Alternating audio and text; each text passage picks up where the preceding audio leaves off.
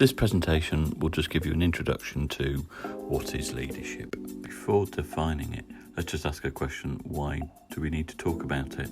And on the screen you can see 4 examples of where leadership has been identified as an issue contributing to failings in the care for patients. Alder Hey was around the retention of children's body parts, and through the inquiry they appointed the pathologist knowing the risks.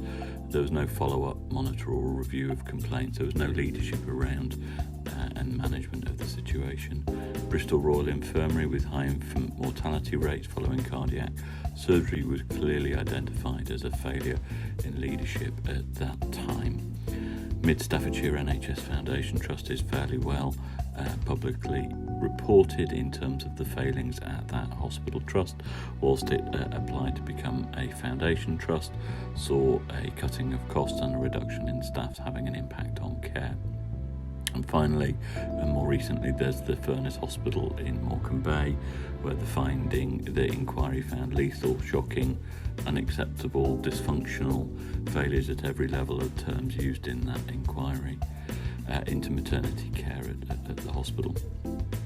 So the Francis report came out of the Mid Staffordshire inquiries, both the independent inquiry in 2010 and the public inquiry in 2013, recognised the need for an improved understanding of leadership. Don Berwick from Institute of Healthcare Improvement in America was engaged by David Cameron, the Prime Minister at that time, to understand how we can make zero-sum harm a reality, and identified 10 recommendations to help reduce harm within our hospital systems, of which leadership is one component of that. All I would do at this point is just highlight and have some concerns about seeing the achievement of quality as just some simple 10-step guide. I think it's a lot more complicated than that, but nevertheless the intentions are helpful and positive. In terms of defining leadership, there are no shortage of different definitions, but what the literature also highlights is that there is no consensus, or as it's a straightforward answer to defining what leadership is. I'm interested in the Zuccaro description on the slide, because for me it talks to the way we consider leadership and pass the stories, legends and fables of our own experiences of leadership on.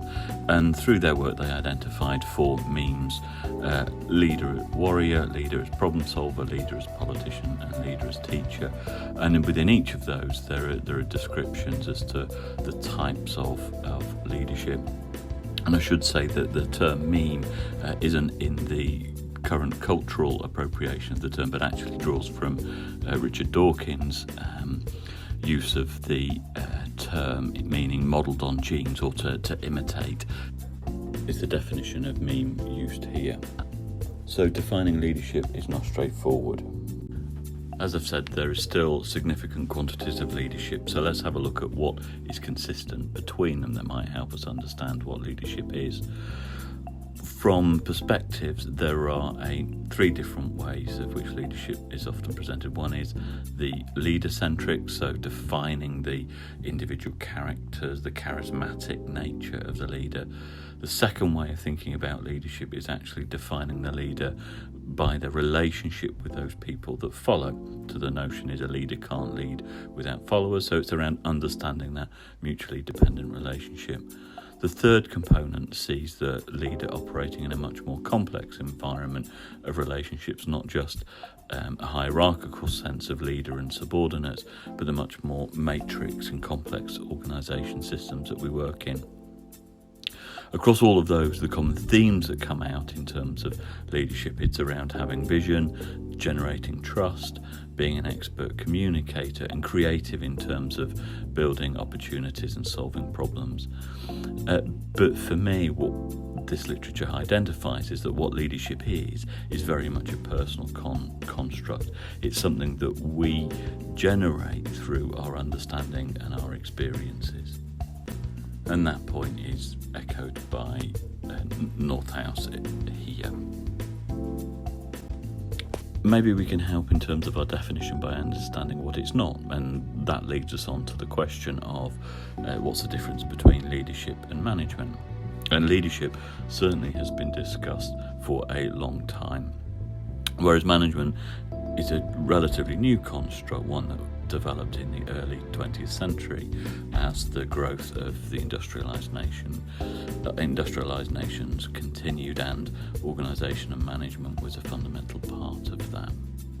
But of course I'll struggle to understand the difference between the two if we can't agree on a consistent definition of leadership. But again, from the literature we can look at some broad ideas of what those differences are.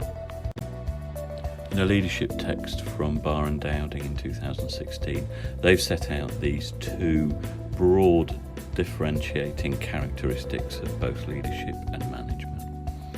And you can see from this is the concept of leadership is much more around influencing, it's often achieved through position, it's around developing and delivering on vision, whereas management is based on positional responsibility, it's around achieving detailed delivery.